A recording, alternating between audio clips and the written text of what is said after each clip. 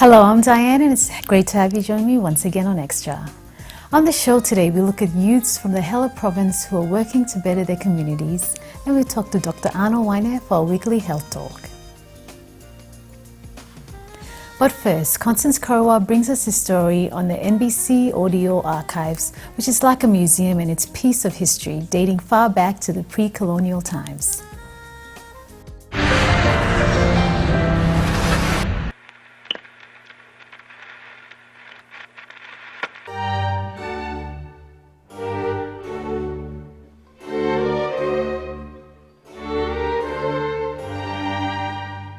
It is a method in which inactive information in any format is securely stored for long periods of time. Such information or data may or may not be used again in the future, however, should be stored until the end of its retention schedule, meaning the information must be kept safe until its planned time of withholding comes to an end.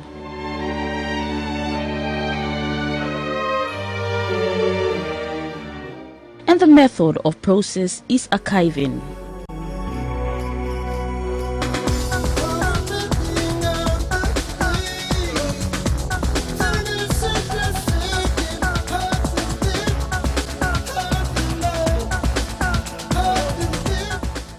This is the audio archive section of the NBC Radio of PNG, which is located at the NBC headquarters at 5 Mile, Port Moresby.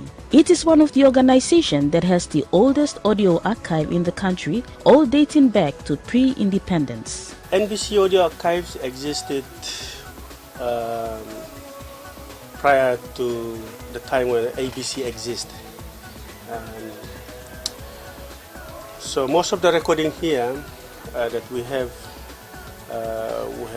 recording from the ABC time. Then when NBC took over in 1970s, we keep all those recordings.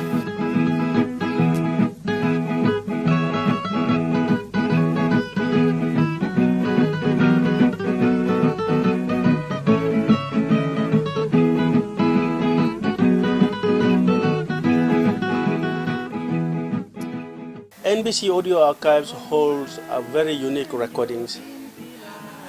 No other places in the world that keeps the records that NBC have. Whatever there is in this place is a very unique. It's only the only one in the world, because nobody else keep this record. Nobody else recorded this record. It's only NBC. So most of these records here, they are unpublished. Not many that you can find in books that is written by most publishers. Not many of these records that we are keeping here is written yet, or it's in magazine or like that. So it's very unique. We have recordings of the first speech when PNG first got independence. The actual speech by our first Prime Minister, Sir Michael Somare. We have it here. We have all the composition of the national anthems.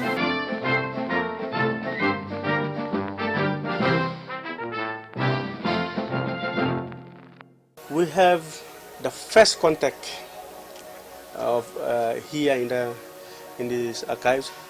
The first missionaries, they talk about their experience when they first come to PNG. We have recordings of the explorers who first come into the country. We also have the very, very old recordings that we keep in this place is the actual declaration of World War II, end of World War II. We also have very, very old and very unique string bands. We keep them mostly here in this place. Nobody keep the very old records, especially in music string bands like NBC. Currently, you had, or if you come across anyone who claimed that they keep or they had old recordings of string band, that is not true, because it's all coming out from NBC. Sonny Karubaba, who is the supervisor at the archives section, took us through the audio archives showing us the variety of audio records which he explained grew with the history of the country. We have records that goes beyond the independence, past independence and after independence and post-independence. We have records that captures the big events in the countries. You name it, politics, economic developments, historical developments, special visits, special decision making in the country, in parliament. Yes, we have them all. The process of archiving is important for information management, also making it easy and fast to locate, secure and appropriately disseminate information that needs to be shared with others in the present time, especially if it is a piece of history that must be kept for the future. It is a concern for NBC to preserve all these records. So through the assistance of ABC MDI project, they came and assisted to extend the life expectancy of these records. Someone has gone through the artwork of recording this particular piece in 1970s into these particular records, especially on these tapes here. You can see on my right. And then it is my job now to extend this record so that the future generation can have access to it.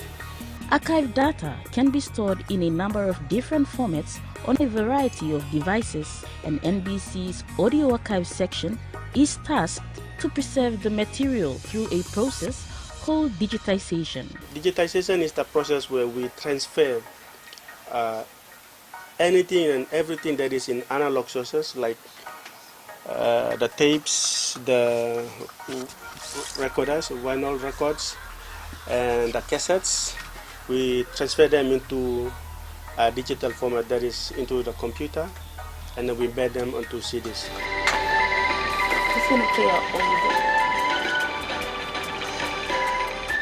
We have our two very special CDs that we keep our current records in. They look ordinary to everybody, but they are not an ordinary CD. This archival disc. I will show it to you guys. This is the two different CDs that we currently preserve our records into. Anything that we preserve into this white silver disc, it can stay for 100 years. And with the gold disc, this one here, anything that we preserve in this gold disc, it can stay for 300 years.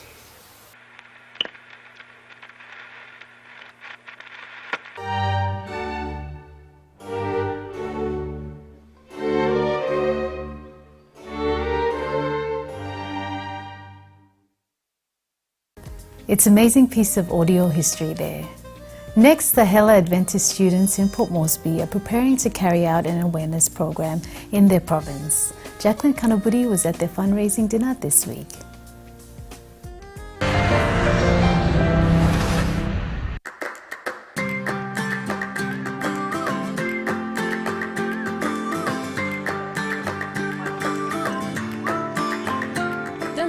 The educated population can do is to give back to their people, especially the ones back in the village, through awareness programs.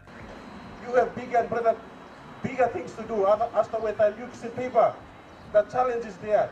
You have to question yourself, where am I going in the next 5 years? The Hela Adventist Students Association, or HASA, is an association dedicated to help people back in Hela province have access to basic yet essential information about life. The group is made up of Hela students from tertiary and secondary institutions right across PNG and abroad. The association carry out various activities that aim to change the mindset and the way the people do things back in the province. We have to think broader, think big, think that I am here for a purpose and I will do something that is worthy of what I've learned in school. On Monday night this week, the students had a fundraising dinner at the Dynasty restaurant in Port Moresby to raise funds for a big exercise coming up in December. We expected our members of parliament to come, our 3 members of parliament, but for some reasons, not only to themselves, they never turned up, but we had Governor Paul Pakop. Though it was a short notice, he came, and it really boosted the morale of the students, and we're really excited to go home next week, and we look forward to welcoming back in Hela, and we can do his yoga and all these other health and lifestyle exercises.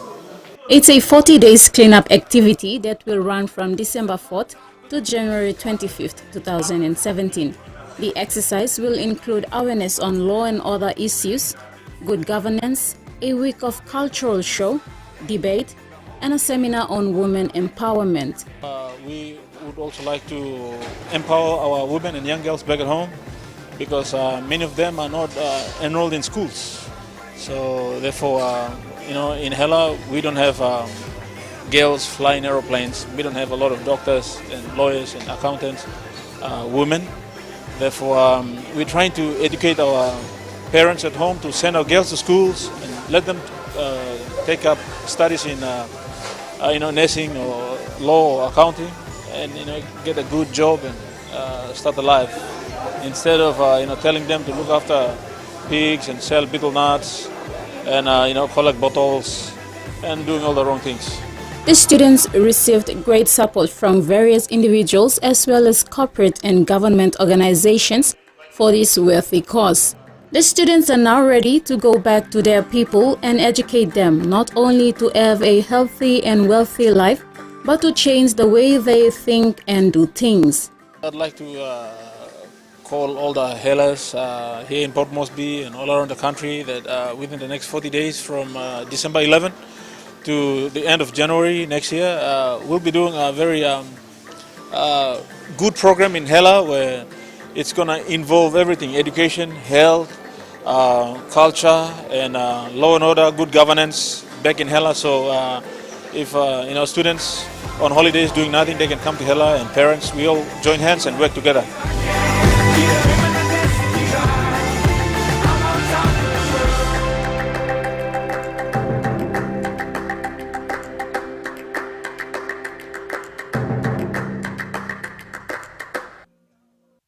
Great cause there. Coming up, afternoon tea with Dr. Arnold Waine.